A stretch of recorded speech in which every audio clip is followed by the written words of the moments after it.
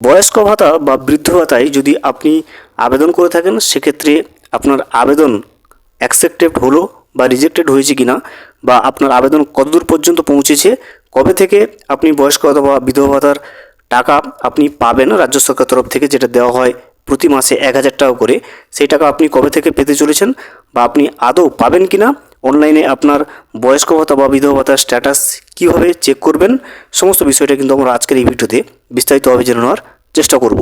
ভিডিওটি বিস্তারিতভাবে দেখে নেওয়ার আগে ছোট্ট একটা অনুরোধ, যদি চ্যানেলে নতুন হয়ে থাকেন অবশ্যই চ্যানেলটা সাবস্ক্রাইব করে রাখবেন এবং নোটিফিকেশনটা অল করে রাখবেন এই ধরনের সমস্ত আপডেট সবার আগে পাওয়ার জন্য।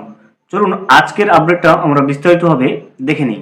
আমরা জেনে নেব যে বয়স্ক ভাতা বা বিধবা ভাতার টাকা আপনি পাবেন কিনা, সেই লিস্টে আপনার নাম রয়েছে কিনা, অথবা আপনি বিধবা ভাতা বা বৃদ্ধ ভাতা আপনি পাবেন কিনা সেটা বাড়িতে বসে আপনি কিভাবে জানতে পারবেন।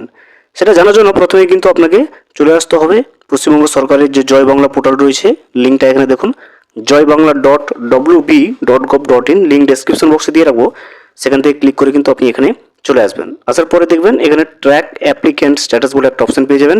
এই ট্র্যাক অ্যাপ্লিক্যান্ট স্ট্যাটাসের উপরে কিন্তু ক্লিক করবেন। ট্র্যাক অ্যাপ্লিক্যান্ট স্ট্যাটাসের উপরে ক্লিক করলে নতুন ইন্টারফেস আপনার সামনে চলে আসবে। আসার পরে প্রথমে কিন্তু অনেকগুলো স্কিম লেখা থাকবে, প্রথম যে অপশনটা রয়েছে এখানে দেখুন স্কিম পাবেন, এবং তার মাঝে কিন্তু আপনি একটা সিলেক্ট অপশন পেয়ে যাবেন।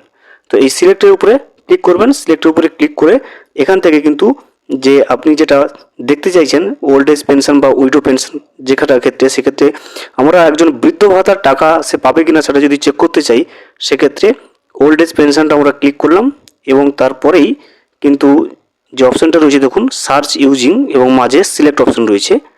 তো এই সিলেক্টের উপরে ক্লিক করলে তিনটে অপশন আপনি কিন্তু এখান থেকে পেয়ে যাচ্ছেন, বেনিফিশিয়ারি আইডি, মোবাইল নাম্বার এবং আধার নম্বর, যেগুলো একটা দিয়ে কিন্তু আপনি বৃদ্ধ ভাতার টাকা পাবেন কিনা বা আপনার নাম লিস্টে রয়েছে কিনা সেটা কিন্তু চেক করতে পারবেন। তো আমরা মোবাইল নাম্বারটা ক্লিক করব। মোবাইল নাম্বারের উপরে সিলেক্ট করার পরে দেখবেন মোবাইল নাম্বার বসানোর জন্য কিন্তু একটা ঘর খুলে যাবে, এখানে আপনার মোবাইল নাম্বারটা বসাবেন অ্যাপ্লাই করার সময় যে মোবাইল নাম্বারটা দিয়েছিলেন। এরপরে কিন্তু একটা ক্যাপচা পেয়ে যাবেন, এই ক্যাপচাটা দেখে দেখে কিন্তু আপনাকে এই এন্টার ক্যাপচা ঘরে বসাতে হবে এবং নিচে দেখবেন আপনি সার্চ অপশন রয়েছে, এই সার্চ অপশনের উপরে কিন্তু ক্লিক করবেন। আমার মোবাইল নাম্বার বসিয়ে তারপরে ক্যাপচাটা বসিয়ে কিন্তু সার্চ অপশনের উপরে ক্লিক করে নেব। মোবাইল নাম্বার এবং ক্যাপচা বসিয়ে যখনই আপনি সার্চ অপশনের উপরে ক্লিক করবেন, যে ব্যক্তির বিধবা ভাতার স্ট্যাটাসটা চেক করতে চাইছেন যে ওই ব্যক্তি বিধবা ভাতার টাকা বয়স্ক ভাতার টাকা পাবে কিনা, সেক্ষেত্রে যখনই নাম্বার এবং ক্যাপচা বসে সার্চ করবেন ওই সমস্ত তথ্যগুলো কিন্তু আপনি স্ক্রিনের সামনে দেখতে পাবেন। আমি কিন্তু সিকিউরিটি পারপাসের কারণে সমস্ত কিছু ব্লার করে রাখবো। প্রথমেই দেখবেন এখানে যেটা রয়েছে সেটা হচ্ছে বেনিফিশিয়ারি আইডি প্রথমে দেখতে পাবেন, তারপরে কিন্তু অ্যাপ্লিক্যান্ট নেম অর্থাৎ যিনি বৃদ্ধ ভাতা বা বয়স্ক ভাতার জন্য আবেদন করছেন তার নাম, এরপর দেখবেন অ্যাড্রেস পুরো ঠিকানা কিন্তু এখানে পেয়ে যাবেন। এরপরে কারেন্ট ব্যাংকিং ইনফরমেশন রয়েছে, যে ব্যাংকে বয়স্ক ভাতার টাকাটা ঢুকবে পেনশনের সেই পুরো ব্যাংকের ইনফরমেশনটা অর্থাৎ আইএফসি কোড, ব্রাঞ্চের নাম, অ্যাকাউন্ট নম্বর সমস্ত কিছু কিন্তু এখানে শো করবে। সবচেয়ে গুরুত্বপূর্ণ যেটা জিনিস হচ্ছে দেখুন কারেন্ট স্ট্যাটাস যেটা রয়েছে এটা কিন্তু এখানে অ্যাপ্রুভ থাকতে হবে।